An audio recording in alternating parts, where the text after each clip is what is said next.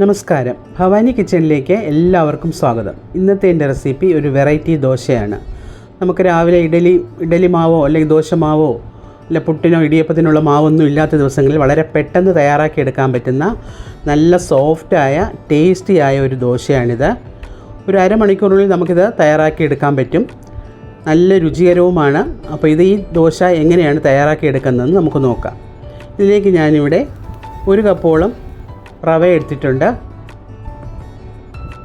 റവ എടുത്ത് അതേ കപ്പിന് ഒരു 1/2 കപ്പ് തൈരും എടുത്തിട്ടുണ്ട്. നല്ല കട്ടിയുള്ള തൈരാണ് എടുത്തിട്ടുള്ളത്, അധികം പുളിക്കാത്ത തൈര്.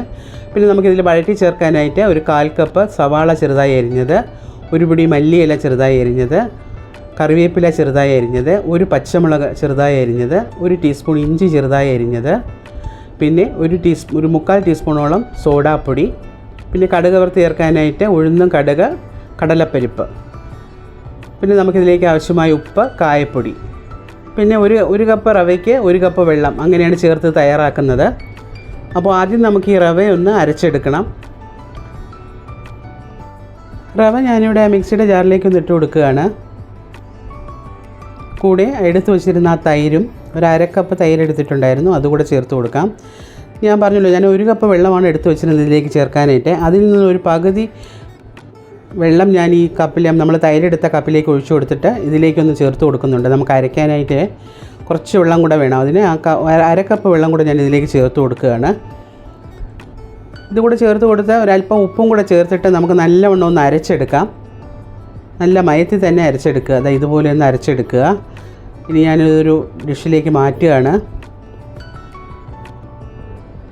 ഈ ഒരു കട്ടിക്കാണ് ഞാനിതിപ്പോൾ അരച്ചെടുത്തിട്ടുള്ളത്. 1/2 കപ്പ് വെള്ളമാണ് ഞാൻ ചേർത്ത് കൊടുത്തത്. ബാക്കി വെള്ളം ഇരിപ്പുണ്ട്, അത് നമുക്ക് പിന്നെ വേണമെങ്കിൽ അപ്പോൾ ചേർക്കാവുന്നതാണ്. ഇനി നമുക്കിതിലേക്കൊന്ന് കടുക് വറുത്ത്, ബാക്കി ഇൻഗ്രീഡിയൻസൊക്കെ കടുക് വറുത്തൊന്ന് ചേർക്കണം. ഇതാ ഈ ഒരു കട്ടിക്കാണ് കിട്ടിയിട്ടുള്ളത് നമുക്ക് മാവ്. ഇതൊന്ന് അടച്ചു മാറ്റി വയ്ക്കാം. എന്നിട്ട് നമുക്കിതിലേക്ക് ബാക്കി വറുത്തതും കൂടെ ചേർത്തതിന് ശേഷം ഒരു 10-15 മിനിറ്റ് ഒന്ന് അടച്ച് വെച്ചിട്ട് വേണം നമുക്ക് ദോശ തയ്യാറാക്കാനായി.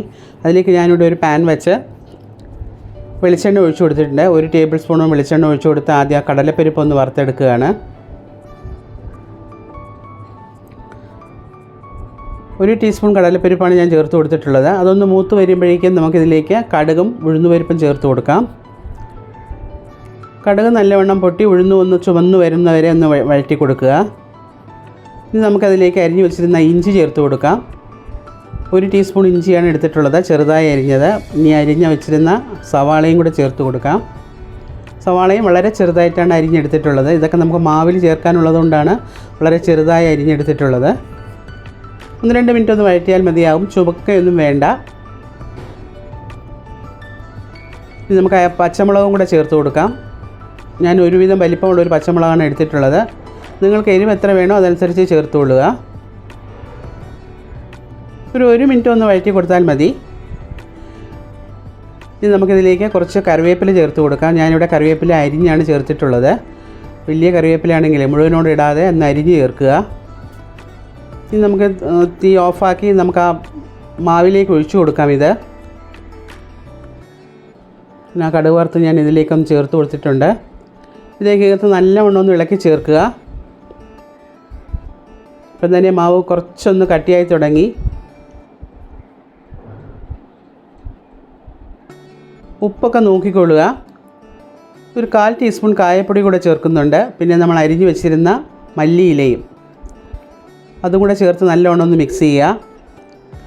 മിക്സ് ചെയ്തിട്ട് നമുക്കിതൊരു 15 മിനിറ്റ് നേരത്തേക്ക് ഒന്ന് അടച്ചു വയ്ക്കാം.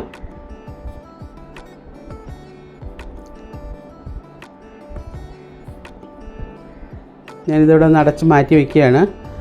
ഇപ്പോൾ ഒരു 15-20 മിനിറ്റോളം ആയി. ഇനി ഞാനിതിലേക്ക് നമുക്ക് തയ്യാറാക്കുന്നതിന് മുമ്പ് ഒരല്പം സോഡാപ്പൊടി ചേർത്ത് കൊടുക്കുക. ഒരു 3/4 ടീസ്പൂൺ സോഡാപ്പൊടി ചേർത്ത് കൊടുക്കുന്നുണ്ട്. ബേക്കിംഗ് സോഡയോ സോഡാപ്പൊടിയോ ഏതായാലും കുഴപ്പമില്ല. ചേർത്ത് കൊടുത്ത് നല്ലവണ്ണം ഒന്ന് മിക്സ് ചെയ്യുക. ഒരു 2 മിനിറ്റോ 3 മിനിറ്റോ ഒന്ന് വെച്ചേക്കുക. എന്നിട്ട് വേണം നമുക്ക് ദോശ ചുട്ടെടുക്കാനായിട്ട്. നല്ലവണ്ണം ഒന്ന് മിക്സ് ചെയ്യുക. ഇപ്പം തന്നെ നല്ല കട്ടിയായിട്ടുണ്ട്. ഇത്രയും കട്ടി വേണം. ഈ ഒരു കട്ടി ഉണ്ടെങ്കിൽ നമുക്ക് ആ ദോശ നല്ല പൊങ്ങി വരത്തുള്ളൂ, വെള്ളമായി പോകരുത്. അപ്പോൾ ഇതാ ഞാൻ പറഞ്ഞല്ലോ, നേരത്തെ നമ്മൾ ആ തവി കൊണ്ട് ഇങ്ങനെ കോരി ഒഴിക്കുമ്പോഴേ നമുക്കറിയാൻ പറ്റും ഈ ഒരു കട്ടിക്ക് വരണം. ഇത്രയും വലിപ്പമുള്ള ഒരു തവിക്ക് ഒരു തവി മാവ് ഒഴിച്ചാണ് നമ്മളിത് ചുട്ടെടുക്കുന്നത്. അപ്പോൾ ഈ ചുടുന്നതും നമ്മൾ ദോശക്കല്ലിലല്ല, കുഴിയുള്ള പാത്രത്തിൽ വേണം ചുട്ടെടുക്കാനായിട്ട്. നമ്മൾ കടുക് വറുക്കാനായിട്ടൊക്കെ എടുക്കുന്ന പാത്രമില്ലേ, പാനില്ലേ, അതിലേക്ക് ഒഴിച്ച് നമുക്ക് ചുടാവുന്നതാണ്. അതല്ലെങ്കിൽ അപ്പത്തിൻ്റെ ചട്ടി ആയിരുന്നാലും കുഴപ്പമില്ല. അല്പം കുഴിയുള്ള പാത്രമായിരിക്കണം. എണ്ണ നല്ലവണ്ണം ഒഴിച്ചതിന് ശേഷം ഒരു തവി മാവ് ഒഴിച്ചു കൊടുക്കുക. തീ ഏറ്റവും കുറച്ച് വെച്ചോളുക, ഇല്ലെന്നുണ്ടെങ്കിൽ അടിഭാഗം കരിഞ്ഞു പോവും. നമുക്ക് പതുക്കെ വേണം ഇത് വെന്ത് കിട്ടാനായിട്ട്. ഒരു പകുതി സമയമാകുമ്പോഴേക്കും നമുക്കൊരല്പം നെയ്യോ എണ്ണയോ ഒന്ന് ചേർത്ത് കൊടുക്കാം. ഞാനിവിടെ ഒരല്പം നെയ്യാണ് ചേർത്ത് കൊടുത്തിട്ടുള്ളത്. ആ വശങ്ങളിലൂടെ ഒന്ന് ഒഴിച്ചു കൊടുക്കുക.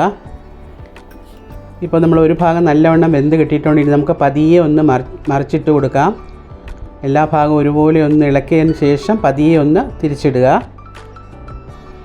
ഇപ്പോൾ നിങ്ങൾക്ക് കാണുമ്പോൾ തന്നെ അറിയാം, നല്ലവണ്ണം പൊങ്ങി വന്നിട്ടുണ്ട് ആ ദോശ. നല്ല പിതുപിതാന്നാണ് ഇരിക്കുന്നത്, സോഫ്റ്റാണിത്. മറുഭാഗവും നമുക്കിതുപോലെ ഒന്ന് ചുവന്ന് കിട്ടുന്ന തരത്തിലൊന്ന് ഒരു 1-2 മിനിറ്റ് ഒന്ന് വെച്ച് കൊടുക്കുക. അതിനുശേഷം വീണ്ടും വേണമെങ്കിൽ 1-2 പ്രാവശ്യം കൂടെ തിരിച്ചിട്ടതിന് ശേഷം നമുക്ക് എടുക്കാവുന്നതാണ്. അതാണ് മറുഭാഗം ഇപ്പോൾ നല്ല ചുമന്ന് പാകത്തിന് വെന്ത് കിട്ടിയിട്ടുണ്ട്. ഇനിയിപ്പോൾ ഞാനിതൊരു പ്ലേറ്റിലേക്ക് മാറ്റുകയാണ്.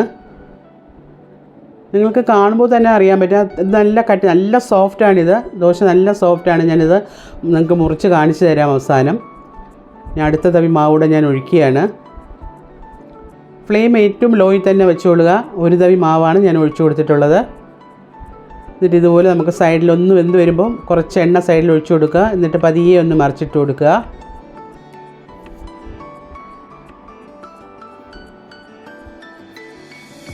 അപ്പോൾ നിങ്ങളുടെ കയ്യിൽ ഇതുപോലുള്ള പാത്രം ഇല്ലെങ്കിൽ നമ്മൾ അപ്പം ചുടുന്ന ചട്ടിയിലാണ് പെട്ടെന്ന് ചുട്ട് ഇതുപോലെ ആയി കിട്ടും.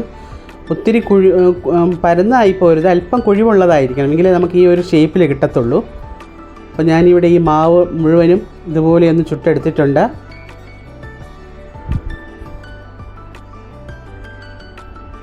വളരെ സോഫ്റ്റായ ടേസ്റ്റിയായ, ശരിക്കും ഞാൻ വെറുതെ പറയുകയല്ല, നിങ്ങളിത് തയ്യാറാക്കി നോക്കുമ്പോൾ നിങ്ങൾക്കറിയാൻ പറ്റും, അത്രയ്ക്കും സോഫ്റ്റായിട്ടൊരു ദോശയാണിത്. പിന്നെ വളരെ ടേസ്റ്റിയുമാണിത്.